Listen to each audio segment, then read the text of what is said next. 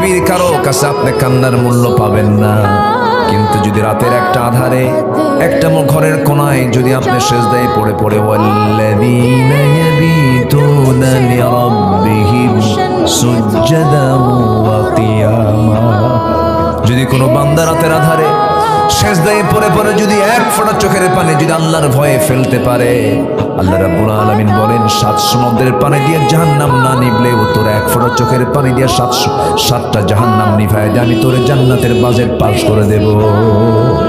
জোরে বলি সুবহানাল্লাহ। কাঁদবো কার কাছে? আসতে বলেন কাঁদবো কার কাছে?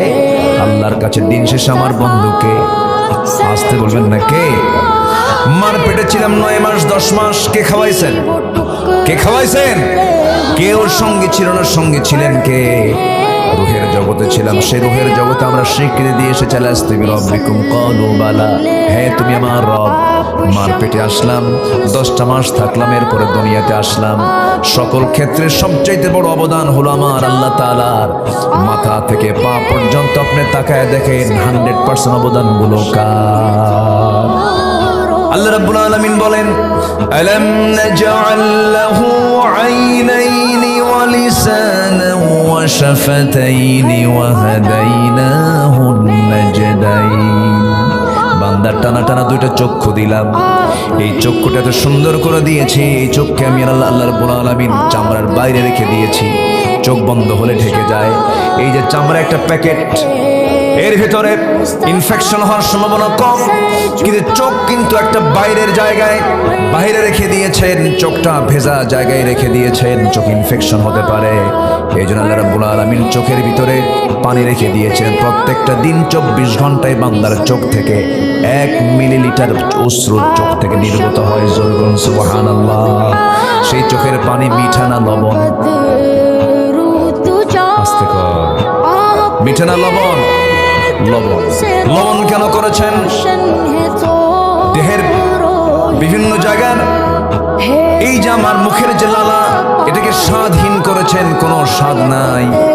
আল্লাহ রাব্বুল আলামিন জিহ্বার চতুর্পাশে লালাগুলোকে স্বাদহীন করে দিয়েছেন, আবার চোখের পানিকে লবণ করে দিয়েছেন, আবার কানের যে ময়লা এটাকে তিতা করে দিয়েছেন। কানের ময়লাকে এলাকায় কি বলে?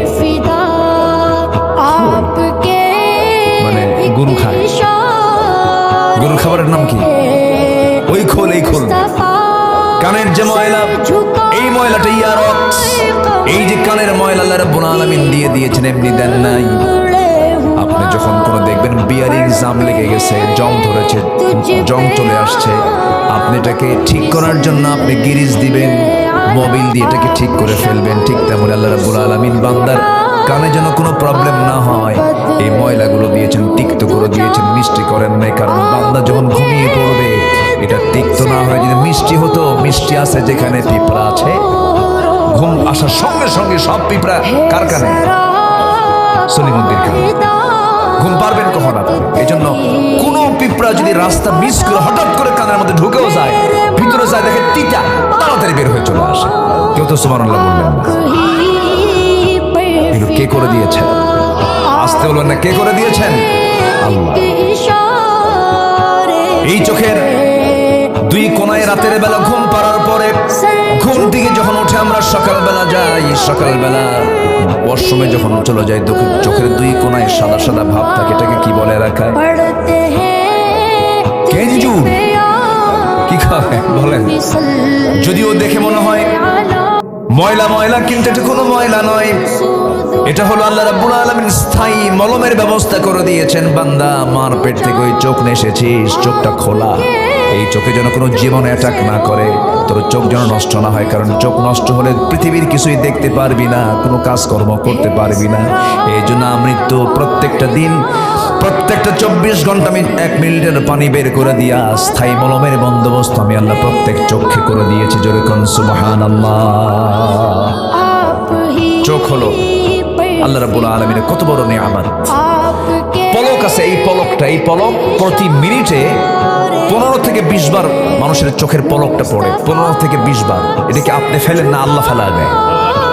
এমনি পড়ে, কিন্তু ন্যাচারাল চোখটা আপ ডাউন করছে প্রতি মিনিটে 15 থেকে 20 বার। এরপরে অস্ত্র বের হয়। এরপর এই চোখের পলকটা হচ্ছে একটা প্রাকৃতিক ওয়াইফাই, যা ময়লা আস্তে আস্তে সে বের করে দেয়। যেরকম সুবহানাল্লাহ। আমরা যখন কাঁদি তখন চোখ দিয়ে কি বের হয় বলেন?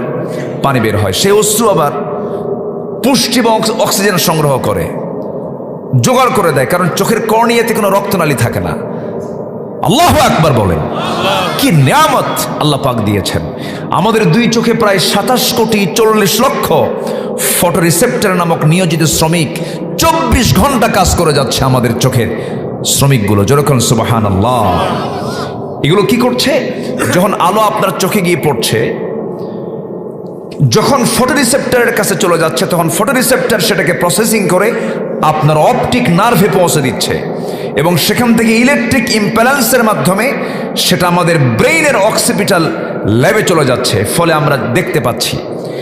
এই যে অপটিক নার্ভের কথা শুনলাম, আমরা শুধুমাত্র এখানে 7 থেকে 70 লক্ষ তারের মতো ফাইবার আমার আপনার চোখের পেছনে আল্লাহ পাক রেখে দিয়েছেন। একটু জোরে বলা যাবে না ভাই সুবহানাল্লাহ? জোরে কোন সুবহানাল্লাহ। তাহলে শুকরিয়া আদায় করব কার? আসতে বলবেন না কার? ক্ষমা চাইব কার কাছে? সকল কিছুর অবদান একমাত্র কার? আল্লাহ পাকের। তওবা করব, চোখ দিয়ে যখন তাকাবো যদি কোনো ভুল হয়ে যায়, হঠাৎ করে একটা পরনারীর দিকে নজর গেছে, আস্তাগফিরুল্লাহ বলে ঘুরে দাঁড়াবো। একটা ভুল করে ফেলেছি, আস্তাগফিরুল্লাহ বলে ঘুরে দাঁড়াবো। এটার নাম হচ্ছে তওবা। এটার নাম কি বলেন তো? তওবা। তওবা প্রত্যেক বান্দার জীবনে থাকতে হবে, প্রত্যেকটা দিন। আমার নবীজি সারা দিনে তুবু ইলাল্লাহি জামিআন ফাইন্নী আতুবু ফিল ইয়াউমি 100 মাররা, আমি রাসূল সারা দিনে 100 বারেরও বেশি বার তওবা করি। আল্লাহু আকবার বলে। এটা ছোট্ট ইতিহাস মনে পড়ল। এক মহিলা সাহাবী জেনা করে ফেলেছেন বিবাহিত অবস্থায়। জেনার শাস্তির দুটো ধরন। একটা হচ্ছে অবিবাহিত কোনো যুবক যদি জেনায় লিপ্ত হয়, তাকে 100 জেলদা, 100 দৌড়া মারতে হয়। মানে আড়ালে না প্রকাশ্যে? আজ থেকে আড়ালে না প্রকাশ্যে? প্রকাশ্যে। এটা এই হুকুমটা কে দিয়েছেন? আল্লাহ দিয়েছেন। আর আমার দেশে জেনার শাস্তি হলো, যদি কেউ জেনা করে, মানে পুরুষ এবং মহিলা যদি স্বেচ্ছায়, ওদের ইচ্ছায় যদি কেউ জেনা করে, তাহলে এটা যদি মানে আইনের চোখে যদি চলে আসে, তখন এটার শাস্তি হলো 100 টাকা জরিমানা। কত টাকা? কত? 100 টাকা। আর ধর্ষণ করেছে, ধর্ষণের শাস্তি কিন্তু অনেক বিধর্মী রাষ্ট্রেও আছে, শক্ত শক্ত শাস্তি সেখানে আছে। আর আমার দেশে ইউনিভার্সিটির পবিত্র অঙ্গনে মানিক নামে জাহাঙ্গীরনগর ইউনিভার্সিটিতে ধর্ষণের সেঞ্চুরি করে মিষ্টি বিতরণ করেছিল। এই মানিককে তৎকালীন সরকার বলেছিল শাস্তি কি জানেন? দুষ্ট ছেলে, এগুলো করতে নেই। এতটুকুন শাস্তি দিয়েছে। আজকে যদি একটা ধর্ষকের শাস্তি যদি বাংলার জমিনে প্রকাশ্যে হতো, কোন যুবক উন্মাদনার দৃষ্টিতে কোন নারীর দিকে তাকানোর সাহস পেত না। কিন্তু সেই বিধান কি আছে? আসতে বলবেন না। আছে? আছে? আছে? আজকে নামাজ পড়ে না জাতি, মাত্র 5% মুসলমান নামাজ পড়ে। যদি নামাজের সরকার যদি থাকতো, নামাজ কায়েম যদি থাকতো, এই দেশে 5% নামাজি হতো না, 95% নামাজি হতো, 5% বেনামাজি হতো। অতএব আমরা সব টাকা শেষ করেছি জাহান্নাম থেকে বাঁচার জন্য, আখিরাতে জান্নাত যাওয়ার জন্য। আগামী সরকার আমরা দেখতে চাই নামাজের সরকার।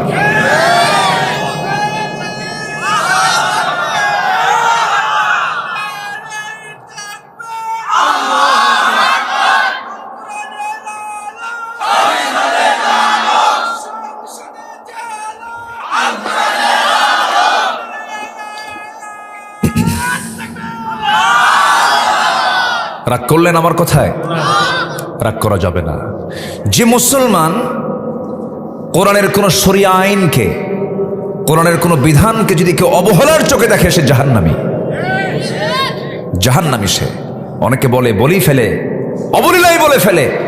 আজকের এই আধুনিক দুনিয়ার এই বিশ্ব রাজনীতির প্রেক্ষাপটে কোরআনের আইন সবুজ ভূখণ্ড বাংলাদেশে বেমানান, এই জাতীয় কথা বলা মানে মুনাফিকের কাতায় তার নাম লিখে ফেলে দেওয়া। আমরা গ্রামার বুঝি। আমরা যদি বুঝি, আল্লাহ বোঝে না? আল্লাহ বোঝেন না? আল্লাহরও বেশি বুঝেন। সূর্যের মালিককে বলেন, সূর্যের মালিককে, চাঁদের মালিককে। সূর্যটা কি দুর্বল? সূর্য কি ভেজা ভেজা মনে হয়? এটা পাল্টাও, আরেকটা সূর্য নিয়ে আসো। যিনি সূর্য সৃষ্টি করেছেন তিনি কোরআন নাজিল করেছেন। এটা এমন একটা কিতাব, সকল সমস্যার সংকট, সকল সমস্যার সমাধান করার জন্য কোরআনই একমাত্র বলিষ্ঠ কিতাব। যেরকম সুবহানাল্লাহ। আমরা তওবা করব কার কাছে? আল্লাহর কাছে। ওই মহিলা সাহাবী জিনা করেছেন, অনুতপ্ত হলেন, চোখের পানি ফেলে নবীর কাছে এসে বলছেন, হুজুর আমি বড় একটা পাপ কাজ করে ফেলেছি। কি করেছ? আমি জিনা করে ফেলেছি। রাসূল বলেন, না তুমি জিনা করো নাই। একা তো মানা করছেন বারবার, না আমি জিনা করে ফেলেছি, না তুমি করো নাই, না আমি সত্যি জিনা করে ফেলেছি। বারবার না করছেন। এবার মহিলা বলছেন, হুজুর আমি তো নিজেই রাজ সাক্ষী, আমি জিনা করে ফেলেছি। রাসূল বলেন, তাই যদি হয় পেটে কোনো বাচ্চা আসছে নাকি? হ্যাঁ, পেটে বাচ্চা চলে আসছে। সঙ্গে সঙ্গে রাসূল বললেন, মহিলা বাড়িতে চলে যাও, তোমার উপরে কোনো আইন কার্যকর করা যাবে না, বাসায় চলে যাও। মহিলা বলছে, হুজুর বাঁচবো তার গ্যারান্টি কি? আমি তো গ্যারান্টি দিতে পারবো না, যখন তখন মরে যেতে পারি। হুজুর আমার উপর আইনটা কার্যকর হয়ে যাক, আমি দুনিয়াতে শাস্তি নিয়ে বিদায় নিতে চাই, কিন্তু আদালতে আখিরাতে জিনাকারীর কাতারে যেন আমাকে না দাঁড় হতে হয়। ওই বান্দির মধ্যে সম্পূর্ণ ভয় ঢুকে গেছে। কার ভয়? জাতি ভালো হবে প্রশাসনের ভয় না আল্লাহর ভয়ে? আল্লাহর ভয়ে। আলোতে দেখেন কে? অন্ধকারে দেখেন কে? আমার অন্তরের খবরটাও রাখেন কে? আল্লাহ তাআলা। আমার নবীজি বলে দিলেন, মহিলা চলে যাও। মহিলা বাড়িতে চলে গেলেন, সেজদায় পড়ে পড়ে কাঁদেন, চোখের পানি ফেলে ফেলে কাঁদেন, তওবা করেন, বারবার রোনাজারি করছেন। সন্তান ডেলিভারি হয়ে গেল। সংক্ষিপ্ত করে বলি, সন্তান ডেলিভারির 2 দিন 3 দিন পর নয়, মাত্র 1 দিন পর নবীর কাছে গিয়ে বলছেন, ইয়া রাসূলুল্লাহ সন্তান ডেলিভারি হয়েছে, আপনি আইনটা কার্যকর করে দেন। রাসূল বললেন, ও মহিলা সন্তানটা জীবিত না মৃত? সন্তান তো জীবিত রেখে এসেছি। রাসূল বলছেন, হাওলাইনি কামিলাইন, 2টা বছর তোমাকে দুধ পান করাতেই হবে, তার রিজিকটা তোমার স্তন আল্লাহ পাক রেখে দিয়েছেন। মহিলা বলছে, হুজুর বাঁচবো তার গ্যারান্টি কি? শাস্তি আমি পেতে চাই। আমার নবীজি বললেন, না না, তোমার উপরে কোনো আইন কার্যকর করা যাবে না। একটা প্রশ্ন করব আমি, বলুন তো, ওই যে আসামি বিচারকের কাছে হাজির হয়েছে একমাত্র কার ভয়ে? আসামি ধরার জন্য কি জেল লাগছে নাকি? জেলখানা লাগছে নাকি? পুলিশ লাগছে নাকি? বান্দা একাই হাজির হয়েছে একমাত্র কার ভয়ে? বলেন কার ভয়ে? মানুষ ভালো হবে কার ভয়ে? আল্লাহর ভয়ে। মানুষকে আল্লাহর ভয়ে ঢুকায় দিতে হবে, আখিরাতের চিন্তা মাথার মধ্যে ঢুকায় দিতে হবে। এই জাতীয় শিক্ষা জাতির প্রয়োজন, মানুষ তখনই ভালো হয়ে যাবে। আমরা যতই চিন্তা করো না কেন, দিন শেষে আমাকে ফিরে যেতে হবে কার সামনে? আল্লাহর সামনে। আমার বন্ধুগণ, ওই মহিলাকে আবার ফেরত দিয়ে দিলেন। ফেরত দেওয়ার পরে ওই মহিলা ওই সন্তানকে 6টা মাস দুধ পান করালেন। অন্য খাবারের প্র্যাকটিস বন্ধ করে দিলেন, অন্য খাবারের প্র্যাকটিস করে দিয়ে দুধটা টোটালি বন্ধ করে দিলেন। সন্তানকে এবার টোটালি দুধ বন্ধ করে নবীর সামনে এবার সন্তান সহ 3য়বারের মতো হাজির হয়ে বলছে, হুজুর এই যে সন্তান নিয়ে এসেছি, আমার আর প্রয়োজন হবে না, কারণ সে আমার বুকের স্তনের দুধ খাওয়া বন্ধ করে দিয়েছে। দয়া করে আর ফেরত দিবেন না, আজকে আমাকে শাস্তি কার্যকর করে দেন। আমার নবীজি হাত আগায়া দিলেন, সন্তানটা কোলের মধ্যে উঠায় নিয়ে উঁচু করে ধরে বলছেন, কোন সাহাবী আছে এই সন্তানের লালন পালনের দায়িত্ব গ্রহণ করবে? আমি রাসূল ঘোষণা করছি, ফাহিয়া ফিল জান্নাতি কাহাতাইন, 2 নখের দূরত্ব আমার সঙ্গে সেই সাহাবী জান্নাতে অবস্থান করবে। সাহাবী একজন নিয়ে চলে গেল। রাসূল বলছেন, ও সাহাবীরা এই মহিলাকে নিয়ে যাও, ও মুক্ত মরু প্রান্তরে বুক পর্যন্ত পুঁতে রেখে তাকে পাথর মেরে শেষ করে দাও। বিধানগুলো কার? আসতে বলবেন না, কার কার কার বিধান? বাস্তবায়ন করা হলো, তার উপরে শাস্তির প্রয়োগ করা হলো। সাইয়েদনা আলী রাসূলের সামনে এসে বলছেন, ইয়া রাসূলুল্লাহ ওই মহিলার কিছু রক্ত আমার গায়ে এসে লাগলো, নাপাক রক্ত আমার গায়ে এসে লেগেছে, জিনাকারিনী নারীর রক্ত আমার গায়ে লেগেছিল। রাসূল বলছেন, ও আলী কার রক্তকে নাপাক রক্ত বলো? তুমি কি জানো ওই মহিলার রক্ত জমিনে স্পর্শ হওয়ার পূর্বে আল্লাহ রাব্বুল আলামিন তাকে জান্নাতের মেহমান বানায় নিয়েছেন। আলী যা বলছে আর বলতে যেও না, জানাজার আয়োজন করো। জানাজা শুরু হয়ে গেল। আমার নবীজি নিজে জানাজায় হাজির হলেন, জানাজা সম্পূর্ণ করলেন। রাসূল নিজে জানাজা পড়ায়া দিলেন। এরপরে বলছেন, সাহাবীরা কিছুক্ষণ পূর্বে যে নারীর জানাজা সম্পূর্ণ করা হলো, এই মহিলা জীবনের শেষ সময় পর্যন্ত যে পরিমাণ তওবা করেছে, এই তওবা যদি মদিনার 70 জন গুনাহগারদের মাঝে যদি বন্টন করে দেওয়া হতো, প্রত্যেককে আল্লাহ রাব্বুল আলামিন মাফ করে সবাইকে জান্নাত দিয়ে দিতেন। সুবহানাল্লাহ। এই জন্য আমরা এক নাম্বার কাজ করব, নফসকে শুদ্ধ করার জন্য তৌবা করব। আমরা কি করব বলেন? তৌবা করব। কার কাছে বলেন? কার কাছে? আমি কিছুক্ষণ পর বাঁচবো তার কোনো গ্যারান্টি আছে নাকি? আমি কালকে সকালবেলা ভোরে আমি সুস্থ অবস্থায় উঠবো তার কোনো গ্যারান্টি আছে নাকি? চোখের সামনে কত বন্ধুর বিদায় হয়ে গেল, বাপ চলে গেল, মা চলে গেল, ভাই চলে গেল, বন্ধু বান্ধব চলে গেল। এই শিবগঞ্জের সঙ্গে দুপচাচিয়ার তালুচ এলাকায় আমার এক বন্ধু ছিল, নাম জিয়াউর রহমান। ভালো হাফেজ ছিল, ভালো কণ্ঠ ছিল, আর্মিতে চাকরি করত, একসঙ্গে পড়াশোনা করেছি। আমি জানতাম না সে মারা গেছে। মাঝে মাঝে ফোনে কথা হতো। হঠাৎ করে একদিন ফোন দিয়ে আমি সালাম দিলাম। মহিলার কণ্ঠ, অপর থেকে মহিলার কণ্ঠে জবাবটা চলে এলো। ভাবলাম মনে হয় তার স্ত্রী হতে পারে। বললাম, আমার বন্ধু জিয়া কোথায়? অপর প্রান্ত থেকে জবাব আসতেছে, জিয়া তো নাই। আসলে পরে আপনি আমাকে একটু বলবেন, আমার কথা বলবেন। এখন বলছে, জিয়া তো এমন দেশে গেছে যে দেশ থেকে মানুষ আর কখনো ফিরে আসে না, চলে গেছে দুনিয়া থেকে। আমি একদম আশ্চর্য হয়ে গেলাম। এই তো দুনিয়া, কে কখন চলে যাব আমরা কেউ তো বলতে পারি না। কত প্রিয়জন আপনজন সব দুনিয়া থেকে বিদায় হয়ে যায়, একদিন সবাই চলে যাব। এখানে যারা আজকে শিশু যে জন্ম নিল, 100 বছর পরে সেই শিশু দুনিয়াতে থাকবে না, আমরা কেউ থাকবো না। আমাদের জায়গা আরেকজন দখল করে ফেলবে, সব কিছু নিয়ে ফেলবে। কিন্তু দিন শেষে আমার বন্ধু একমাত্র যিনি থেকে যাবেন তিনি আমার কে? আল্লাহকে ছাড়া, আল্লাহকে মাইনাস করা যাবে না। আল্লাহর সঙ্গে সম্পর্ক সবসময়ের জন্য আমরা রাখবো। আল্লাহ রাব্বুল আলামিন বলছেন, যারা ইমানদার তারা সবচেয়ে বেশি মহব্বত করবে কাকে? ওয়াল্লাযীনা আমানু আশাদ্দু হুব্বান লিল্লাহ। ইমানদাররা সবচেয়ে বেশি মহব্বত করে কাকে? আসতে বলবেন না, কাকে? আল্লাহ আমার কাছে না দূরে? আজ থেকে আল্লাহ আমার কাছে না দূরে? আল্লাহকে যত কাছে টানবেন আপনি পাপ থেকে বাঁচবেন। ওয়া নাহনু আকরাবু ইলাইহি মিন হাবলিল ওয়ারিদ। বান্দা আমি তোমার স্কন্দ শিরার চেয়েও নিকটে থেকে যাই। বান্দা তুমি কি করো সব আমি বুঝি। তুমি মনের মধ্যে কোন কল্পনা আঁকছো, কি চিন্তা করছো, কি কুটিল ভাব তুমি চিন্তা করছো, কেউ না জানলেও কোনো প্রশাসন জানবে না। একমাত্র জানার কে জানবেন? কে জানবেন? আল্লাহ জানবেন। এই জন্য আল্লাহকে সাক্ষী রেখে আমরা চলবো। আত্মশুদ্ধিতার জন্য, নফসের শুদ্ধতার জন্য 10টা পন্থার 1 নম্বর পন্থা কেবল বললাম। নাম্বার 2 হলো সালাতের প্রতি আমরা যত্নশীল হব। আমাদের নামাজ যত সুন্দর হবে আমাদের ঈমান তত মজবুত হয়ে যাবে। নামাজ পড়বো কয় ওয়াক্ত বলেন? আসতে বলবেন না, কয় ওয়াক্ত নামাজ বলুন তো? আদর্শ গ্রামের বৈশিষ্ট্য হলো ফজরের মুসল্লি বেশি হবে না জোহরের মুসল্লি বেশি হবে? ফজরে মানুষ বেশি সময় বাড়িতে থাকে। যে লোকটা নামাজ ফরজ পুরুষ মানুষ অথচ বাড়িতে থাকে, মসজিদে আসে না, রাসূল বলেছেন আমি যেন তার বাড়িতে আগুন লাগায় দেই। এটা কার কথা? রাসূলের কথা। রাসূল বলছেন আমি যেন তার বাড়ি থেকে আগুন ধরায় দেই। আমি আগুন লাগায় দিতাম যদি ওই বাড়িতে যদি শিশু আর নারী না থাকতো, আগুন লাগাই দিতাম। তো কত বড় শক্ত কাজ জামাতে নামাজ পড়া। বলুন তো এখন আমার দেশে মুসল্লি বেশি না মসজিদ বেশি? বলেন। একটা গ্রামের এক মাথায় এক মসজিদ, আরেক মাথায় আরেক মসজিদ, মাঝখান দিয়ে আরেকটা মসজিদ, তারপর আরেকটা মসজিদ। আমি কি ভুল বললাম? শুধু মসজিদ ভরা। সে মসজিদগুলো কত সুন্দর, চাকচিক্যময়, টাইলস দিয়ে ভরা, এসি, শীতাতপ নিয়ন্ত্রিত মসজিদ। জুমার মুসল্লি একদম টুইটম্বর জায়গা হয় না। জুমার মুসল্লির প্রথম কাতারে সব বেনামাজিগুলো আসে জুমার দিন, বোঝেন নাই? মসমসা লুঙ্গি আর খদ্দরের পাঞ্জাবি আর হাইব্রিড জাতের 2.5 ইঞ্চি মোষের মোষ, বোঝেন নাই?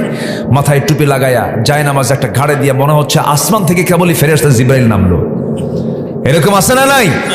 এই সমস্ত মুসল্লি হওয়া যাবে না। নামাজ পড়তে হবে কয় ওয়াক্ত? আসতে বলবেন না, কয় ওয়াক্ত নামাজ? 5 ওয়াক্ত নামাজ আমরা পড়বো। জোরে বলি ইনশাআল্লাহ। আর জোরে বলি ইনশাআল্লাহ। নামাজ যার যত সুন্দর হবে ঈমান তার তত সুন্দর হবে।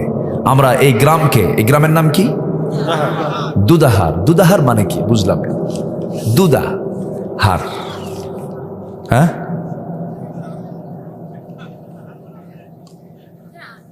আচ্ছা যাই হোক। ও তাই না? আচ্ছা আচ্ছা, দুধের বিক্রি চলতো মনে হয় বেশি। জি জি, দুধ বিক্রি হতো। জান্নাতের খাবার, বলি আলহামদুলিল্লাহ। যেরকম আলহামদুলিল্লাহ। তবে দুনিয়ার দুধ খেলে পরে বুড়া বেশি হয়, শিশু যুবক হয়, কিশোর হয়। কিন্তু জান্নাতের যে দুধটা পান করবেন, জান্নাতের দুধ খেলে পরে ওই লোকের কোনোদিন বুড়ো হবে না। কেউ তো সুবহানাল্লাহ বললেন না। জান্নাতের শরাব পান করলে পরে যৌবন ডাবল হয়ে যাবে।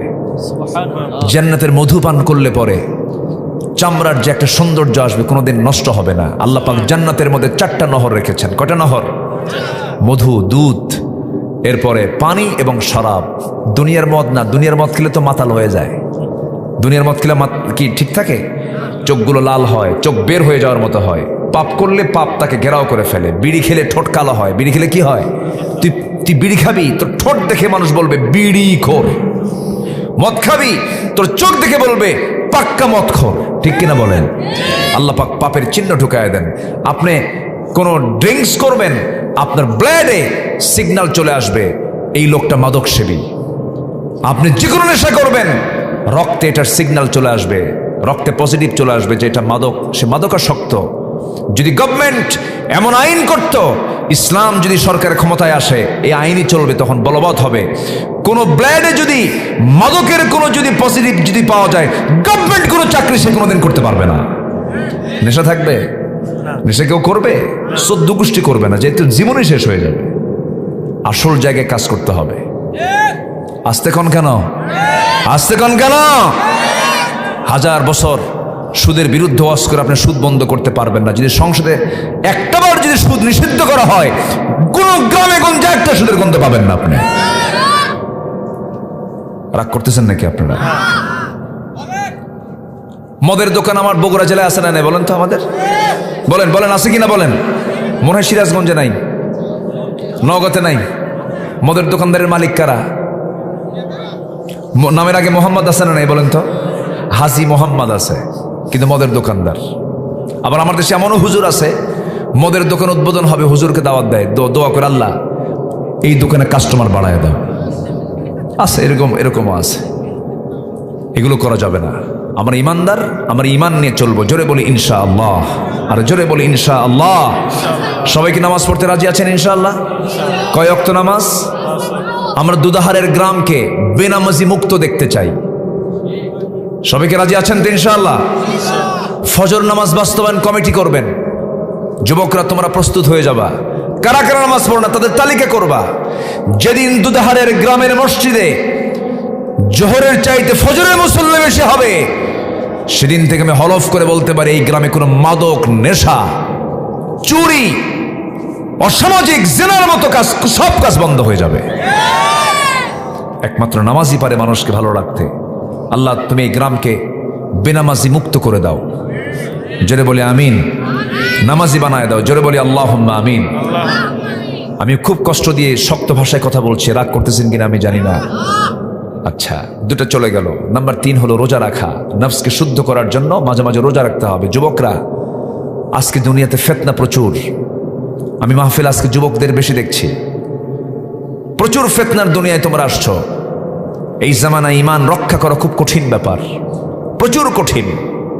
মেয়েদের গায়ে কাপড় চোপড় আছে এখন? আসতে কয়, মেয়েদের গায়ে কোনো কাপড় চোপড় আছে?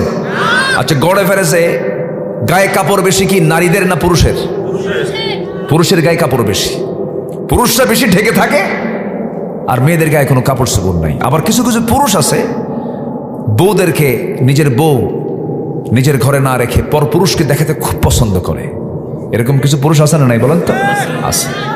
বউটাকে উলঙ্গ করে, অর্ধলগ্ন করে হুন্ডায় তোলে R15-এ। R15-এর ড্রাইভিং সিটটা আবার আন্ডারগ্রাউন্ড।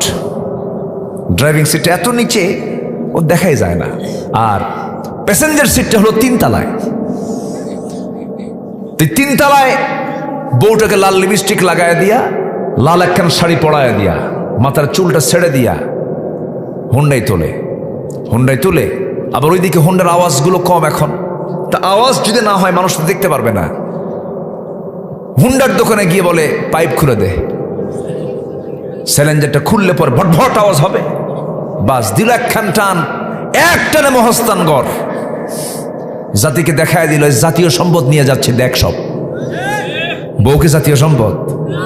হ্যাঁ, এই নোংরা চরিত্রের কিছু পুরুষ আছে না নাই? আচ্ছা, এরা সমাজটাকে রুগী বানায় ফেলে। যুবকরা, যৌবন নষ্ট করবা না। তোমার সামনে বহু প্রস্তাব আসবে।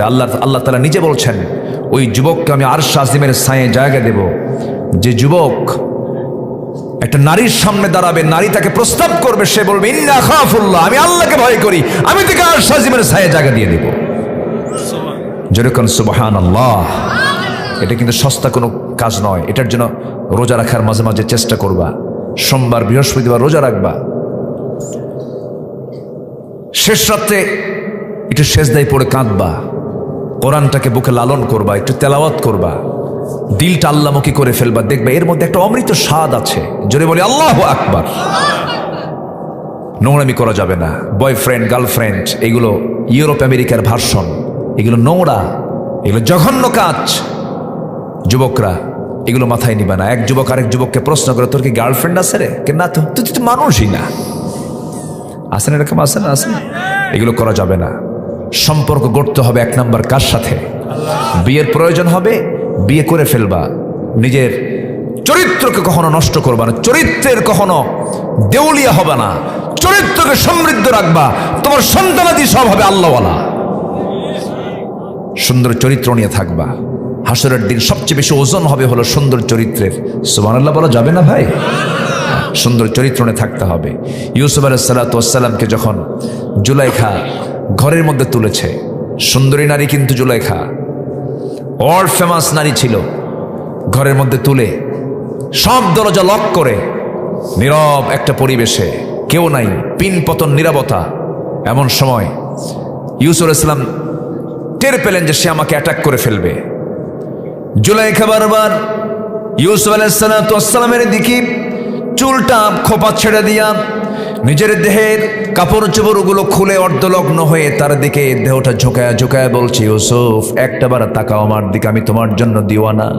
ইউসুফ আলাইহিস সালাতু ওয়াস সালাম বলছেন, জুলাইখা তুমি আমাকে বারবার চেষ্টা করছো আমাকে আকৃষ্ট করার জন্য, কিন্তু আমি আল্লাহকে ভয় পাই, আমি আল্লাহকে মহব্বত করি। এবার জুলাইখা বলছে, তোমার চক্ষু কত সুন্দর টানা টানা। তিনি বলছেন, জুলাইখা এই চক্ষু যিনি বানিয়ে দিয়েছেন তার প্রশংসা করো। চোখের প্রশংসা করে কোনো লাভ নাই। চামড়াগুলো কত সুন্দর মসৃণ, চামড়ার প্রশংসা করো না, যিনি আমাকে বানিয়েছেন তার প্রশংসা করো।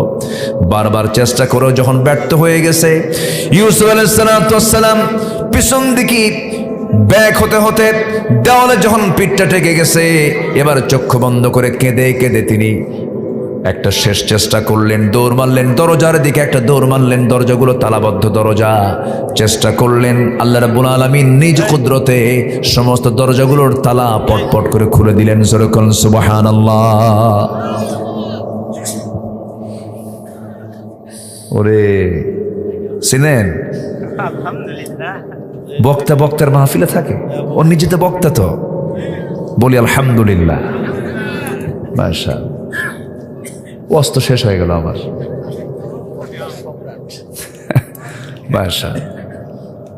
তাহলে যুবকরা মাঝে মাঝে রোজা রাখবা না ইনশাআল্লাহ?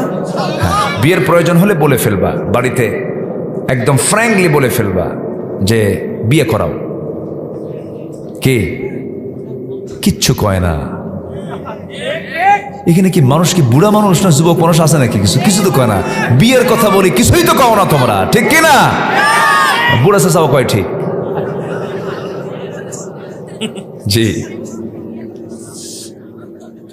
বিয়ে একটা নিয়ামত, বলি আলহামদুলিল্লাহ। বলেন জোরে, বলি আলহামদুলিল্লাহ। বৈধ সম্পর্কের মজা আছে না নাই বলেন তো? বৈধ সম্পর্কের একটা আনন্দ আছে না নাই? আচ্ছা, পিছনের দরজা দিয়ে যাবা না, সামনের দরজা দিয়ে যাবা। নোংরামি করবা না। Imo, Line, Viber, Messenger, WhatsApp, Instagram, Kurigram দরকার নাই যাওয়ার। এগুলো বাদ দাও। এগুলো বাদ দিয়ে সুন্দর করে জীবনটা গড়ো। এবং স্মার্টফোনের মুরিদ হবা না। স্মার্টফোনের মুরিদ যদি হও তাহলে শেষ। তুমি যদি স্মার্টফোনকে তুমি যদি চালাও এটা ঠিক আছে, তোমাকে যদি সে চালায় তোমার ধ্বংস। পর্নোগ্রাফিতে আসক্ত হবা না, এগুলো ফ্র্যাঙ্কলি বলা উচিত। তোমার ফ্রন্টাল সেলগুলো সব ধ্বংস হয়ে যাবে। তোমার জীবন যৌবন চরিত্র ধ্বংস করার শুধু ক্লিক করবা, শেষ। পা দিবা না। গেমস, আসক্তি মাদকের চাইতে ভয়ঙ্কর। অসংখ্য পরিবার ফকির হয়ে গেছে এই গেমসের আসক্তির কারণে। এগুলোর দিকে যাবা না। ফ্রি ফায়ার, পাবজি, আর কি আছে, ক্যাসিনো, এগুলোর দিকে যাবা না। আল্লাহ তুমি যুব সমাজকে এই অপসংস্কৃতির আগ্রাসন থেকে যুব সমাজকে তুমি আল্লাহ হেফাজত করো। জোরে বলি আল্লাহুম্মা আমিন। তো আত্মশুদ্ধিতার জন্য 10টা পন্থা। নাম্বার 1 কি বলেছি বলেন? তওবা। নাম্বার 2 কি বলেছি বলেন? নামাজ। নাম্বার 3 শুধু রমজান মাসের প্রত্যেক সপ্তাহের সোমবার, বৃহস্পতিবার মাঝে মাঝে রোজা রাখলে আল্লাহ পাক সুস্থ রাখবেন, দিলও সুস্থ থাকবে, দেহ সুস্থ থাকবে। আল্লাহু আকবার বলেন। আমরা করবো এগুলো কাজ। নাম্বার 4 হলো আল্লাহর জিকির করা। আল্লাহর জিকির করলে কি হবে? আল্লাযীনা আমানু ওয়া তাতমাইন্নু কুলুবুহুম বিযিকরিল্লাহ আলা বিযিকরিল্লাহি তাতমাইন্নুল কুলুব। জোরে বলুন আল্লাহু আকবার। সূরাতুর রা'দ আয়াত নাম্বার 28 আল্লাহ রাব্বুল আলামিন বলেন, ঈমান যারা আনবে আল্লাহর শরণে তাদের অন্তর প্রশান্ত হয়ে যাবে, এবং এই অন্তর প্রশান্ত হৃদয়টাই হবে একমাত্র প্রশান্তির জায়গা, মূল তৃপ্তির জায়গা। এই জন্য জিকির করব সর্বক্ষণ কার? আসতে বলবেন না কার? আল্লাহর। নাম্বার 5 হলো কোরআনের সঙ্গে সম্পর্ক বাড়াতে হবে। পৃথিবীর কোনো শক্তি নাই আপনাকে শয়তান থেকে বাঁচাতে পারে। শয়তান তো মারাত্মক একটা ভয়ঙ্কর শত্রু আমার আপনার জীবনে। শয়তানটা কেমন করে অ্যাটাক করে? সুম্মা লাআতিয়ান্নাহুম মিন বাইনি আইদিহিম ওয়া মিন খালফিহিম ওয়া আন আইমানিহিম ওয়া আন শামাইলিহিম ওয়া লা তাজিদু আকসারুহুম শাকিরিন। আমি তোমার বান্দাগুলোকে ডান থেকে বাম থেকে সামনে থেকে পিছন থেকে অ্যাটাক করব। আল্লাহ বলছেন শয়তান তুই পারবি না। আমার পছন্দের যারা বান্দা তারা বলবে আউযু বিল্লাহি মিনাশ শাইতানির রাজিম। আশ্রয় চাই আমরা কার কাছে? কোরআন আপনাকে পাহারা দিয়ে দেবে। কোরআনের তেলাওয়াত, কোরআনের কিরাআত, কোরআনের দিরাসাত, কোরআনের তাদাব্বুর, সবগুলো হক যদি কোনো বান্দা আদায় করতে পারে শয়তান ওই বান্দার কাছে আসতে পারে না। ফজর যখন হয়ে যায়, ফজরের ঠিক আগ মুহূর্তে শয়তান প্রত্যেক বান্দার কাছে চলে আসে, এসে বলে আলাইকা লাইলুন তাবিল, তোমার রাত বড় লম্বা, ঘুমাও ঘুমাও। তুমি ঘুমাও, চুলের মধ্যে হাত ঢুকায় দেয়, ঘুমাও, আজান শুনতে দেয় না। ওই সময় রাসূল বলেন ওই শয়তানের 3টা গিট সে মেরে চলে যায়। 3টা গিট যদি কোনো বান্দা ছোটাতে চাও, রাসূল আমলগুলো শেখায়া দিলেন। আজান শোনার সঙ্গে সঙ্গেই তুমি বিছনা থেকে পিঠটা সরাইয়া ফেলো, 1 নম্বর গিট চলে যাবে। নাম্বার 2 সুন্দর করে ওযু বানাবে, নামাজের নিয়তে 2 নম্বর গিট চলে যাবে।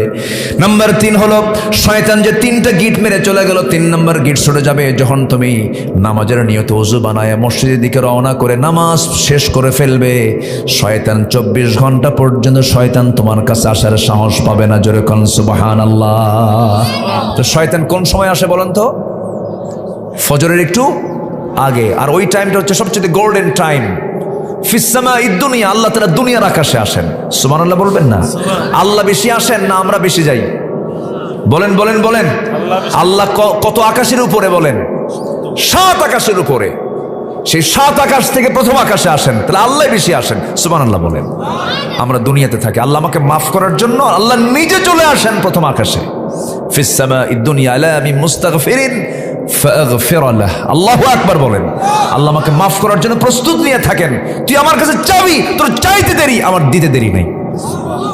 কিন্তু আমরা তো বেহায়া, আমরা চাই না, আমাদের মধ্যে শরম নাই।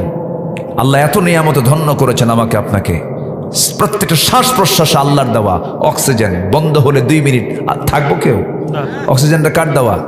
আল্লাহর দেওয়া। অতএব শ্বাস প্রশ্বাস যিনি আমাকে দিয়েছেন তার নামই তো শ্বাস প্রশ্বাসে থাকা উচিত।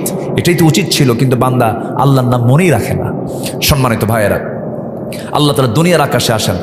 আকাশটা কত বড়, কত দূর দিগন্ত। একটু একটা তথ্য দিই, আমরা যেখানে বসে আছি এখান থেকে আকাশ কি ছুঁতে পেরেছে এমন কোনো মানুষ পৃথিবীতে কেউ আসছে এখনো? কেউ কি আকাশ ছুঁতে পেরেছে? একজন মানুষ শুধু আকাশকে ক্রস করে চলে গেছেন, তিনি হচ্ছেন মুহাম্মদ সাল্লাল্লাহু আলাইহি ওয়াসাল্লাম। তাও কি পৃথিবীর কোনো যানবাহন দিয়ে? আল্লাহ স্পেশাল ফ্লাইট পাঠিয়ে দিয়েছেন। এই জন্য তিনি যেতে পেরেছেন। কিন্তু এছাড়া মানুষ গেছে হলো চাঁদে। মানুষ কোথায় গেছে? চাঁদে।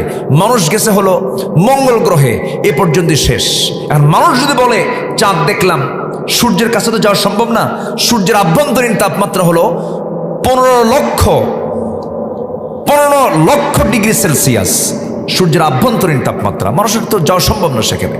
আচ্ছা, এখন যদি মানুষ চিন্তা করে একটু চাঁদ দেখলাম, মঙ্গল গ্রহ দেখলাম, একটু তারার দেশে যাব, তারাগুলো কি ছোট না বড়? সূর্য থেকেও বড়। তারকাগুলো এত বড়, কিছু তারার আলো পৃথিবীতে আসেই নাই এখনো, এত দূরে আছে। পৃথিবীর সবচেয়ে নিকটবর্তী তারকা হচ্ছে প্রক্সিমা সেন্ট্রাই। প্রক্সিমা সেন্ট্রাই নামক তারকার দেশে যদি কেউ যেতে চায়, বিজ্ঞান বলছে নভোযান লাগবে হচ্ছে, নভোযান ছাড়া সম্ভব না। পৃথিবীর কোনো কপ্টার বিমান দিয়ে সম্ভব না, লাগবে হচ্ছে নভোযান। তো নভোযানের মধ্যে লেটেস্ট নভোযান হচ্ছে অ্যাপোলো 11, যার ঘন্টার গতি হলো 39,000 কিলোমিটার। এই গতিতে, এই ঘন্টার গতিতে কেউ যদি ওই নভোযানে চড়ে যদি রওনা দেয়, ওই তারকার, পৃথিবীর সবচেয়ে নিকটবর্তী যে তারকা, সেই তারকার দেশে যেতে সময় লাগবে হলো 1,15,000 বছর মাত্র। যাবেন কারা কারা? হাত তোলেন। সম্ভব? সম্ভব? আর আল্লাহ বলছেন, বান্দা তোকে মাফ করার জন্য আমি দুনিয়ার আকাশে চলে আসি প্রত্যেক রাত্রিতে। কেউ সুবহানাল্লাহ বললেন না তো? তাহলে শেষ রাত্রে আমাদের একটু সেজদা দেওয়ার দরকার আছে কি বলেন তো? স্পেশাল টাইম শেষ রাত। ইমানদারের জন্য 6টা ওয়াক্ত নামাজ। যারা বিশেষ ইমানদার, কয় ওয়াক্ত নামাজ? 6 ওয়াক্ত। 5 ওয়াক্ত নামাজ, আরেকটা হচ্ছে তাহাজ্জুদের সময়, যে সময় আল্লাহ তাআলা কোন আকাশে আসেন? দুনিয়ার আকাশে আসেন। আমরা চাইবো কার কাছে? আল্লাহর কাছে। আমাদের নফস শুদ্ধ হয়ে যাবে, আত্মশুদ্ধিতার পন্থা এগুলো। আমরা কোরআনের সঙ্গে সম্পর্ক বাড়াবো। আল্লাহ কবুল করুন, জোরে বলি আমিন। আপনার এই যে কথাগুলো না, শুধু আপনি শুনছেন না, কিন্তু এই কথাগুলো প্রযুক্তির মধ্য দিয়ে লক্ষ নয় কোটি কোটি মানুষের কাছে এই আলোচনাগুলো সাপ্লাই হয়ে যাচ্ছে, চলে যাচ্ছে। তো একটু থাকেন, আমি কি দোয়া করে দেব? আলোচনা চালাবো? আচ্ছা। নাম্বার 6 হলো সেজদায় বেশি বেশি কাঁদবো আমরা। কিসে কাঁদবো বলেন? কান্নাকাটি করার জায়গা কোথায়? মানুষ মরলে মানুষ কান্দে, আছে না? মেয়েরা বেশি কম কান্দে না বেশি কান্দে? হ্যাঁ, মাতম করে, এটা হারাম। ও বাবা রে, আছে না? আছে না? ঠিক না, এটা হারাম, এটা ঠিক না। আল্লাহ তাআলা নারাজ হয়ে যান, আল্লাহ তাআলা অখুশি হয়ে যান। আমরা সেজদায় কাঁদবো আমরা বেশি করে। আল্লাহ রাব্বুল আলামিন বলেন, ইয়াখিরুনা লিল আযকানি ইয়াবকুন ওয়া ইয়াজিদুহুম খুশুআ। আল্লাহ রাব্বুল আলামিন বলছেন, আমার পছন্দের যারা বান্দা, তারা কাঁদতে কাঁদতে লুটিয়ে পড়বে এবং তাদের মধ্যে বিনয় ভাবটা বেড়ে যাবে। চোখের পানি ফেলে ফেলে সে বেকরার হয়ে যাবে, আল্লাহ তুমি আমাকে মাফ করো, ইন্নাকা আফুউন কারীম তুহিব্বুল আফওয়া ফাআফু আন্না। এরকম করে করে ডুকরে ডুকরে কাঁদবে, আল্লাহর কাছে কাঁদবে যারা, যারা চোখের পানি যত বেশি হবে, যার দিলটা যত নরম হবে আল্লাহর জন্য, আল্লাহ তার জন্য তত নরম হবেন। জোরে বলি সুবহানাল্লাহ। নাম্বার 7 হলো নফসকে শুদ্ধ করার জন্য হালাল রিজিক উপার্জন করতে হবে। কুলু মিনাত তাইয়্যিবাতি ওয়া'মালু সালিহান ইন্নী বিমা তা'মালুনা আলীম। নাম্বার 8 হলো মিথ্যাচার এবং গীবতকে বর্জন করতে হবে। ওয়ালা তাজাসসু ওয়ালা ইয়াগতাব বা'দুকুম বা'দা আইয়ুহিব্বু আহাদুকুম আন ইয়াকুলা লাহমা আখিহি মাইতান ফাকারিহতুমুহু। জোরে বলুন আল্লাহু আকবার। গীবত করবা না, মিথ্যাচার করবা না। 16 বছর আমরা যে চিত্র দেখেছি 2024 পর্যন্ত, 8 থেকে নিয়ে এই 16 বছর, একটা মহিলা যে পরিমাণ মিথ্যা বলেছে, শয়তান মনে হয় এত মিথ্যা কথা কয় নাই। ঠিক কিনা বলেন? এত মিথ্যা কথা বলেছে, আলেমদের বিরুদ্ধে কত নেগেটিভিটি ছড়িয়ে দেওয়ার জন্য অনেক অপচেষ্টা করেছে। কিন্তু মিথ্যা মানুষকে ধ্বংসের দিকে ঠেলে দেয়। যাকে নিয়ে মিথ্যা কথা বলেছে সেই ব্যক্তি 25 বছর আগে বলেছিলেন, গাছের গোড়ায় নাড়া দেব, মামু বাড়ি দিল্লি গিয়ে পড়বা। কোথায় গিয়ে পড়ছে? আরো কি সিটি ছিল না, আরো কি শহর ছিল না? পাশেতে কলকাতা ছিল, কলকাতায় যায় নাই। তারপরে কি বলে, শ্রীলঙ্কা পড়ে নাই, নেপাল পড়ে নাই, ভুটান পড়ে নাই, আসামের গুয়াহাটি পড়ে নাই, ত্রিপুরার আগরতলা পড়ে নাই, তারপরে কি বলে ওই যে কি বলে রাজস্থান পড়ে নাই, ইউপিতে পড়ে নাই, বোনের বাড়ি লন্ডনে পড়ে নাই, বিয়ে বাড়ি আমেরিকা পড়ে নাই, সোজা গিয়ে পড়ছে মামা বাড়ি দিল্লি গিয়ে পড়ছে। কেন জানেন? 25 বছর আগে আল্লামা সাইদির মুখ থেকে আল্লাহ পাক এটা বের করে দিয়েছিলেন। আল্লাহ ওলিদের কথাগুলো আল্লাহ পাক বাস্তবে রূপ দিয়ে দেন। যেরকম আলহামদুলিল্লাহ চলে গেছে, আলহামদুলিল্লাহ তো কব আমরা। কম জ্বালান তো জ্বালায় নাই। অত্যাচার কি কম করছে আমাদের উপরে? সবচেয়ে বেশি জুলুমের শিকার হয়েছে আলেম ওলামারা, ঠিক কিনা বলেন? সবচেয়ে বেশি জুলুমের শিকার হয়েছে আলেম ওলামারা। বিশেষ করে আল্লামা সাইদির উপরে যে অত্যাচারটা করা হয়েছে, শতাব্দীর সবচেয়ে শ্রেষ্ঠ মিথ্যাচার এবং সবচাইতে বড় অত্যাচার। কি করা হলো না? একটি সুস্থ মানুষকে ধরে এনে ক্লিনিক্যালি কিলিং করা হলো। দিল্লির প্রেসক্রিপশনে তাকে বিষ প্রয়োগ করে হত্যা করা হয়েছে। বাংলার জমিনে প্রত্যেকটা হত্যার বিচার হতে হবে। হত্যার বিচার চান না আপনারা? আল্লাহ যেন এই দেশে আদালত যেন সুন্দর হয়, আদালত যেন ন্যায় এবং ইনসাফের ভিত্তিতে কায়েম হয়, এমন একটি সুন্দর কল্যাণ রাষ্ট্র আমরা সামনে দেখতে চাই। আমরা অসৎ নেতৃত্ব আর দেখতে চাই না, কোনো চোরদের দেখতে চাই না। যারা দেশের টাকা বাইরে লোপাট করেছেন তারা দেশে ফিরতে হলে টাকা ফেরত দিয়ে এরপরে রাজনীতি করতে হবে। সোজা সাপটা কথা। মিথ্যার সাথে আমাদের কোনো সম্পর্ক রাখা যাবে না। আল্লাহ সত্যের সঙ্গে চলার তৌফিক দান করুন, জোরে বলি আমিন। সত্য জান্নাতে নিয়ে যাবে, মিথ্যা কোথায় নিয়ে যাবে? জাহান্নামে নিয়ে যাবে। অহংকার করব না আমরা। নাম্বার 9, নফসের রোগ হচ্ছে অহংকার। নফসের রোগ কি বলেন? অহংকার। অহংকার যখন আপনার ভিতরে আসবে ভাবতে হবে আপনি নাই, আপনি শেষ হয়ে যাচ্ছেন। অহংকার এবং আত্মগরিমা এগুলোকে এড়িয়ে চলতে হবে।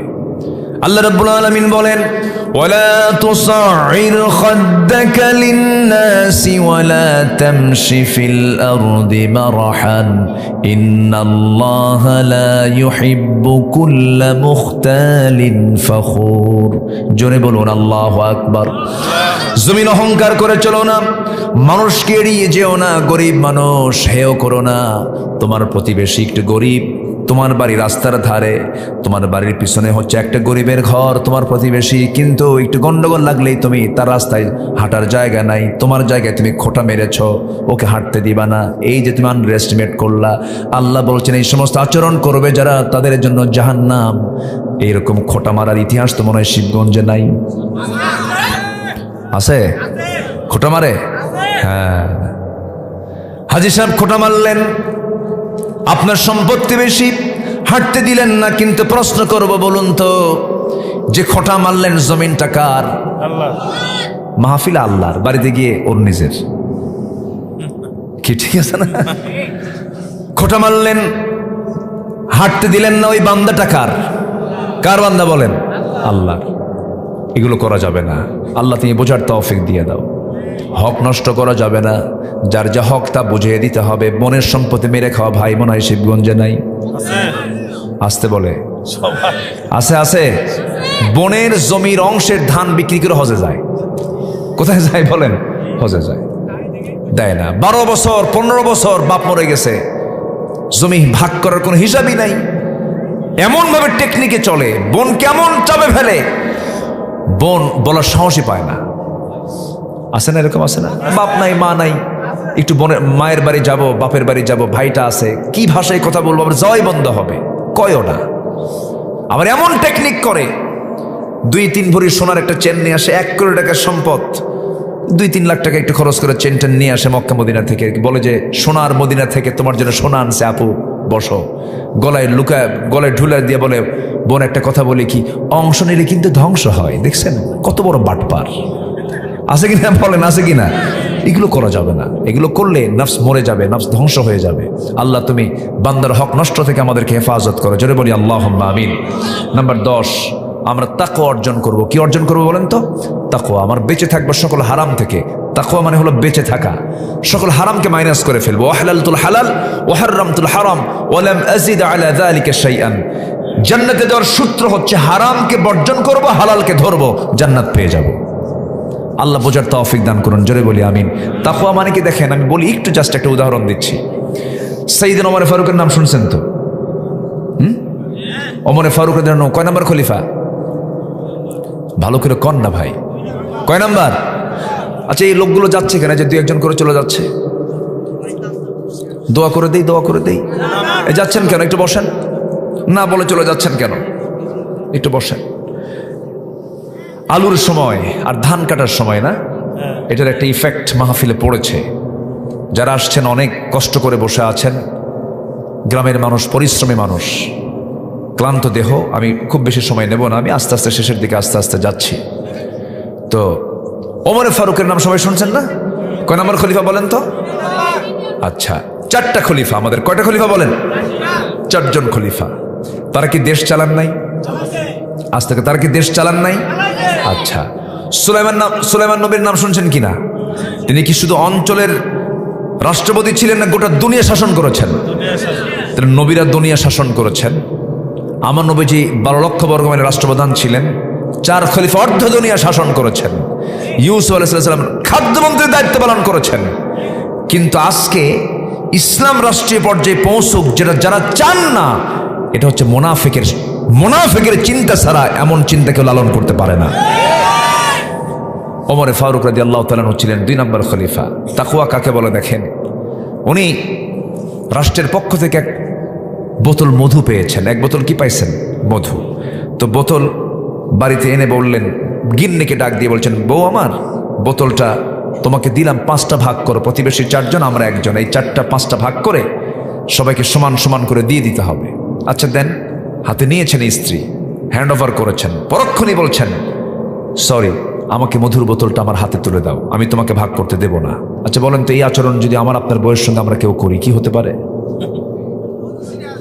হ্যাঁ বলেন, একটু বলেন। আপনাদের ভাবসাব দেখে মনে হচ্ছে সবার বাড়িতে রাবেয়া বসে বসে থাকে মনে হয়। লাগবে কিনা বলেন, লাগবে কিনা? লাগবে। কিন্তু ওমর ফারুক কি করলেন? নিয়ে নিলেন। স্ত্রীর মুখে কোনো আওয়াজ নেই। ভদ্রতা, শিষ্টতা, এটা একটা বড় যোগ্যতা। যে কোনো মুহূর্তে আমার ভদ্রতা নিয়ে চলবো। জোরে বলি ইনশাআল্লাহ। আল্লাহ তুমি এলাকার মাদেরকে শালীন হওয়ার তৌফিক দাও, পর্দায় থাকার তৌফিক দাও, ইসলাম বুঝে মেনে চলার তৌফিক দাও। জোরে বলি আল্লাহুম্মা আমিন। সম্মানিত ভাইয়েরা, আমি তাকওয়াকে বোঝানোর জন্য একটু উদাহরণটা দিতে চাই। ওইদিকে চলে গেছে উনি, এটা নিয়ে প্রতিবেশীর কাছে চলে গেলেন। এক প্রতিবেশীকে ডাক দিয়ে বলেন, প্রতিবেশী এদিকে আসো, এই যে মধুর বোতলটা দিলাম, তুমি এটা সমান 5 ভাগে ভাগ করো। 5 ভাগে ভাগ করে 4 ভাগ তোমরা নিয়ে নাও, আর একটা অংশ তুমি আমাকে দাও। তার অংশের মধুগুলো নিয়ে স্ত্রীর সামনে গিয়ে বলছেন, স্ত্রী আমার, আমি তোমাকে দারুণ ট্রাস্ট করে, বিশ্বাস করে, ভালোবাসি। একটাবার আমি তোমাকে অবিশ্বাস করি নাই, কিন্তু তোমাকে মধুভাগের দায়িত্ব প্রথমে দিতে চেয়েছিলাম, কিন্তু ভাবলাম তোমাকে দেব না। এর কারণটা হলো মধু হলো তরল জিনিস। এই মধু ভাগ করতে নিয়ে সমান সমান তুমি হয়তো করতে পারবে, কিন্তু হাত দিয়ে যখন তুমি এটাকে ভাগ করতে যাবে, তোমার হাতে 2 ফোঁটা হোক, 3 ফোঁটা হোক, 1 ফোঁটা হোক মধু আমাদের অংশে বেশি চলে আসবে। এতটুকু অংশ আমাদের বেশি আসুক এটা চাই নাই মনে করে মধুভাগের দায়িত্ব আমি অন্যের কাঁধে চাপায়া দিয়েছি। জোরে কোন সুবহানাল্লাহ। এটার নাম তাকওয়া। এটার নাম কি বলেন? তাকওয়া। হক কখনো নষ্ট করা যাবে না। আল্লাহর ভয়টা সর্বক্ষণ দিনের হৃদয়ে লালন থাকতে হবে। ওমরে ফারুকের ইতিহাসগুলো এত সমৃদ্ধ ইতিহাস, ওমরে ফারুকের জীবনগুলো এত সমৃদ্ধ জীবন, তার অনুসরণীয় জীবনগুলো অনেক লম্বা লম্বা কথা। আমার বন্ধু ওমরে ফারুক একদিন ঘোড়া কিনতে গেছেন। কি কিনতে গেছেন বলেন? ঘোড়া কিনতে গেছেন। ঘোড়া কিনতে গিয়ে দামাদামি করে ঘোড়াও কিনেছেন, টাকাও দিয়ে ফেলেছেন, ঘোড়ায় চড়েছেন। কয়েক মাইল যেতে না যেতেই ঘোড়ার 4টা পকেজো হয়ে ঘোড়া বসে গেছে। রেগে গেছেন ওমরে ফারুক, গিয়ে বলছেন, ঘোড়াওয়ালা কি ঘোড়া দিলা? ঘোড়া তো বসে গেছে, 4 পকেজো, টাকা দাও, ঘোড়া নেব না। ঘোড়া বিক্রেতা বলছে, আমিরুল মুমিনিন, আল্লাহর কসম করে বলছে, আমি আপনাকে সুস্থ ঘোড়া দিয়েছি, আপনার মালিকানায় যাওয়ার পর ঘোড়া অসুস্থ হয়ে পড়েছে। উনি বলছেন, না আমি নেব না, টাকা দাও। কি ঠিক আছে, আপনিও ঠিক আমিও ঠিক, চলেন আদালতে এটার বিচার হবে। একজন সামান্য ঘোড়া বিক্রেতা আদালত দেখায় দিচ্ছে। ওমরে ফারুক মুস্কি হাসি মেরে বলছে, চলো আদালতে যাই। সুবহানাল্লাহ বলবেন না? আইন সবার জন্য, বলেন আইন সবার জন্য সমান। আদালতে চলে গেছেন। আদালতের বিচারপতি কাজী সুরাই আল হারিস আল কিন্দি রাহমাতুল্লাহ আলাইহি তিনি চেয়ারে বসা আছেন। ওমরে ফারুককে দেখে লাফ মেরে দাঁড়ায় গেছেন। দাঁড়ায় গিয়ে বলছেন, আমিরুল মুমিনিন, আপনি এই জায়গায় কেন? কি হয়েছে আপনার? তিনি বলছেন, তুমি তোমার চেয়ারে থাকো, আইন সবার জন্য সমান। এই ঘোড়া বিক্রেতা আমার নামে মামলা দিয়েছে, তুমি শোনো, দেখো তো কি রায় চলে আসে। সম্পূর্ণ দুজনের কথাগুলো শুনলেন বিচারপতি। কাজী শুনলেন, সব কথা শোনার পরে এবার কাজী বিচারের রায় দিতে নিয়ে বলছেন, আমিরুল মুমিনিন, আপনি আমারও আমির, আপনি আমারও খলিফা, ওরও খলিফা, আমি আপনাকে সম্মান করি, আমি আপনাকে মর্যাদা দেই, কিন্তু আজকের বিচারের রায় আপনার বিরুদ্ধে চলে যাবে। আমি আপনার পক্ষে রায় দিতে পারলাম না, কারণ ইয়াদিলু হুয়া আকরাবু লিত্তাকওয়া, সঠিক ইতিদাল করতে হবে, এটাই হচ্ছে তাকওয়া। আমি আপনার পক্ষে রায় দেবো কেমনে? কারণ আপনি আমার সামনে কথা বলছেন, আমি আপনার সঙ্গে কথা বলছি, দুজন কথা বলে বাড়িতে নিরাপদে সুস্থ অবস্থায় ফিরতে পারবো, তার কোনো গ্যারান্টি আছে নাকি না? তার কোনো গ্যারান্টি নাই। এখন আপনি ঘোড়া কিনেছেন, সুস্থ ঘোড়া আপনাকে বুঝে দিয়েছে, টাকা দিয়েছেন, লেনদেন ক্লিয়ার হয়ে গেছে, আপনার মালিকের আসার পরে ঘোড়া মরে গেল না অসুস্থ হলো, এটা বিক্রেতা কখনো দেখবে না। অতএব এই অকেজ ঘোড়াটা নিয়ে আপনাকে বাড়িতে যেতে হবে। ওমরে ফারুক মুসকে হাসি মেরে একটা কথাও বললেন না, বাড়িতে ফিরে গেলেন। পরের দিন সমস্ত মজলিসের সদস্যদেরকে ডাক দিয়ে বললেন, গতকালকে একজন বিচারপতি পাইছি, খুব সাহসী বিচারপতি, আমার বিরুদ্ধে রায় দেয়, কোনো কথা নাই, তাকে ওই আঞ্চলিক বিচারপতি না বানায় তাকে চিফ জাস্টিস, প্রধান বিচারপতি বানায় দাও। আল্লাহু আকবার বলেন। ইয়াদিলু হুয়া আকরাবু লিত্তাকওয়া। এজন্য আমরা প্রত্যেকটা জায়গায় আমরা তাকওয়া অর্জন করার চেষ্টা করব। আল্লাহ রাব্বুল আলামিন সেই তৌফিক সবাইকে দান করুন। জোরে বলি আল্লাহুম্মা আমিন। অনেক রাত হয়েছে, ঠান্ডার রাত, অনেক মা বোন আসছেন মাহফিল। আল্লাহ তুমি সবার অংশগ্রহণকে নাজাতের কারণ বানিয়ে দাও। জোরে বলি আল্লাহুম্মা আমিন।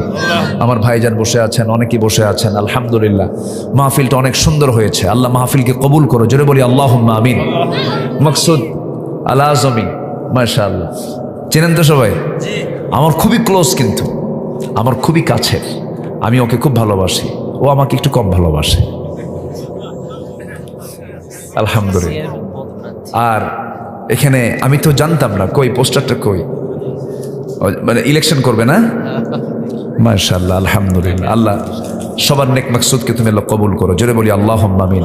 মাকসুদের মাকসুদ পূরণ হোক নাকি? যদি ভালো হয়, যদি ভালো হয়, আল্লাহর কাছে এটা আমরা বলবো ইনশাআল্লাহ। এখানে আরেকজন পদপ্রার্থী আছেন, সবুজ ভাই না? মাশাআল্লাহ, আমরা সবুজ ভাইয়ের জন্য দোয়া করি। ওইদিকে মাকসুদ আল মাসুদ আল আজমি, আলহামদুলিল্লাহ, সে ঢাকার একটা মসজিদে জুমার খুতবা দেয় এবং গোটা দেশব্যাপী বিভিন্ন জায়গায় উনি কথা বলেন। দোয়া করবেন না তার জন্য? আপনার এলাকার তো সন্তান, দিল থেকে দোয়া করবেন, আল্লাহ যেন ভালো কিছু দেন আমাদেরকে। জোরে বলি আল্লাহুম্মা আমিন। যেটা ভালো সেটাই যেন আল্লাহ পাক আমাদেরকে দেন, আল্লাহ কবুল করুন। জোরে বলি আল্লাহুম্মা আমিন। তো আমি আর কথা না বাড়ায় আমরা দোয়ার দিকে আস্তে আস্তে চলে যাব। আমরা চাইবো কার কাছে বলেন তো? আল্লাহর কাছে। সবাই নামাজের মতো করে একটু বসি, নামাজের মতো করে বসে আমরা আল্লাহর কাছে চাবো ইনশাআল্লাহ। আল্লাহ আমার রব, এই রবি আমার সব, দমে দমে তনু মনে তারি অনুভব। আল্লাহ আমার রব, এই রবি আমার সব, তোমার মদদ পেলে আমি আর না কিছু চাই, তোমার প্রেমের অনল আমি কি দিয়ে নে ভাই।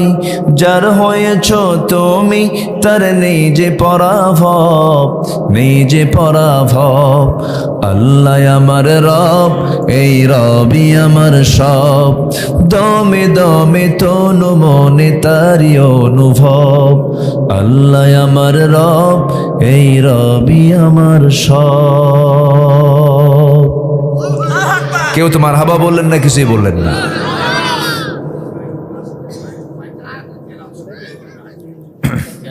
মাশাআল্লাহ, একটু বসেন।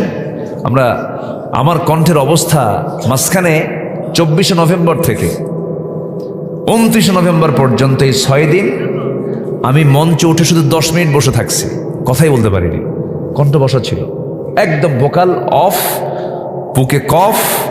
ডাক্তার বলে ঘুমান, আর কমিটি কয় ওয়াজ করেন।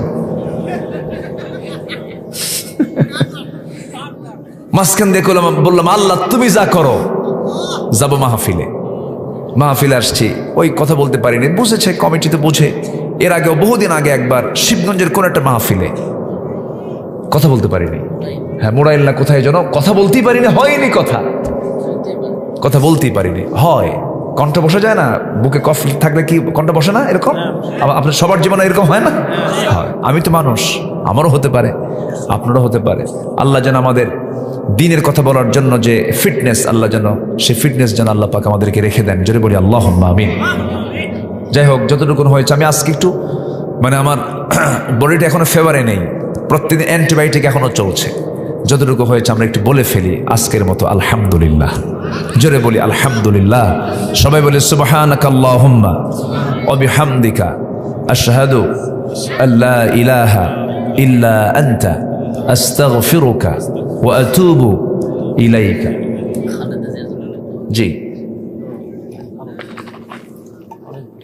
জি, একটা প্রসঙ্গ, একদম জীবন মৃত্যুর সন্ধিক্ষণে এখন আছেন এই দেশের সফল একজন সাবেক প্রাইম মিনিস্টার, যদিও মহিলা মানুষ, বেচারি যে যেটাই বলুক সারা জীবন কিন্তু তার ত্যাগ ছাড়া আমি কিছু দেখি না। অল্প বয়সে স্বামী হারিয়েছেন, আবার সন্তানটাও হারাইছেন। জেল খাটতে খাটতে তার জীবনটাই চলে গেল, যুদ্ধ করতে করতে সব কিছু চলল। এখন এই দেশের সংকটকালে দেশের তো একজন সাবেক বড় একজন দায়িত্বশীল ছিলেন, তিনি, তার থাকারও দরকার আছে। সার্বিক মিলে অ্যাজ এ মুসলিম হিসেবে আরেকজন মুসলমানের জন্য দোয়া করার দরকার আছে না নাই বলেন তো? আচ্ছা, দোয়া চেয়েছেন আমরা সেই সাবেক প্রধানমন্ত্রীর জন্য, আমরা দোয়া করি আল্লাহ তুমি তাকে সিহাতে কুল্লিয়া দান করো, সুস্থতা নিয়ে আমাদের মাঝে ফিরে আসার তৌফিক দিয়ে দাও। সম্মানিত ভাইয়ের, আসুন আমরা আল্লাহর কাছে চাবো, আল্লাহর কাছে প্রার্থনা করব, দিল থেকে চাবো। আমরা চাইবো কার কাছে? আল্লাহর কাছে। মাকসুদ তুমি দোয়া করে দাও, তোমার দাড়ি আমার চেয়ে বেশি, দোয়া করে দাও তুমি। মাশাআল্লাহ, খুব মজা করে কথা বলি ওর সাথে, খুব মিশুক তো, এমনিও খুব ভালো আলহামদুলিল্লাহ। আওয়াজ শোনেন না আপনার? ওর আওয়াজ শোনেন নাই? মাশাআল্লাহ আলহামদুলিল্লাহ। জি বাবু, ওর নাম বাবু এখনো আছে, এখন তো ওকে আর বাবু আছে? তো বড় হয়ে গেছে। আমার দেশে বহু লোকের নাম আছে খোকা, বয়স 80 বছর, নাম বাদশা মিয়া, ভিক্ষা করে। আছেন এরকম? আছেন? তোর নামের সঙ্গে একটু সার্থকতা। বাবুবাদ শুধু মাহমুদুল হাসান না, এটাই সুন্দর মানাবে আলহামদুলিল্লাহ। আল্লাহ, আমরা দোয়ার দিকে যাব। রাগ করলো না তো তুমি আবার? হযরত আবু হুরায়রা রাদিয়াল্লাহু আনহু থেকে বর্ণিত, রাসূলুল্লাহ সাল্লাল্লাহু আলাইহি ওয়াসাল্লাম বলেছেন, আল্লাহ তাআলা তোমাদের চেহারা বা ধন সম্পদের দিকে তাকান না, বরং তিনি তাকান তোমাদের অন্তর এবং কাজের দিকে। সহিহ মুসলিম 2564।